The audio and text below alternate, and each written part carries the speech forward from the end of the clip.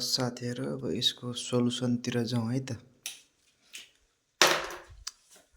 अब यहाँनिर मसँग अब स्ट्यान्ड पनि छैन। अब यहाँनिर हेर्नु त, 28, 21, 47 बढ्दो क्रममा छ।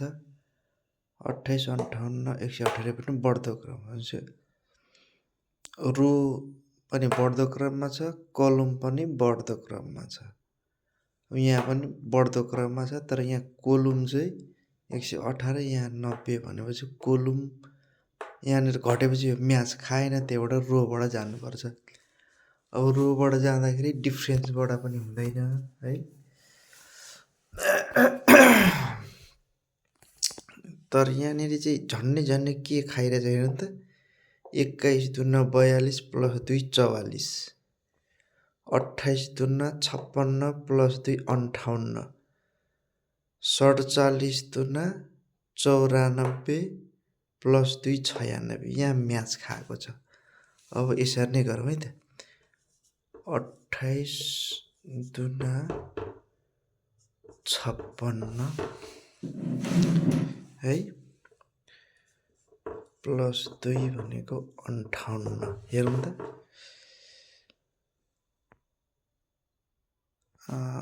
28 दुना 56 प्लस 2 58।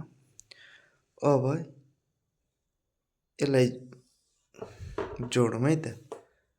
58 र 56 जोड्दाखेरि 8 छ 14, हात लागि 1, 5 5 10 है।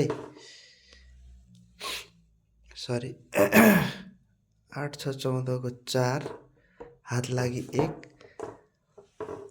5 5 10 र 2, सरी 5 5 10 1 11, प्लस 4 गर्दाखेरि 118 हुन्छ है। अब त्यसै गरी यहाँ पनि जाउँ त। 21 × 2 42 प्लस 2 44 है त, हेरौँ त। अब यहाँनिर पनि 42 गर्दाखेरि कति हुने भयो, 4 2 6, 4 4 8 है। अब यहाँ पनि प्लस 4 गरौँ त, कति 90 भयो नि। अब यो लास्टको रोमा पनि 47 × 2 गर्दाखेरि 4 कति हुन्छ 94 है।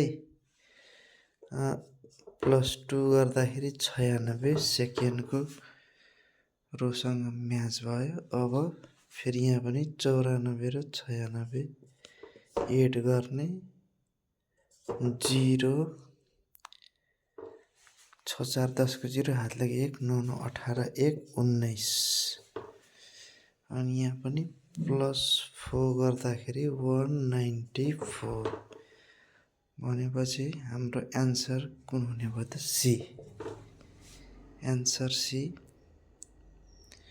यो चाहिँ सोलुसन।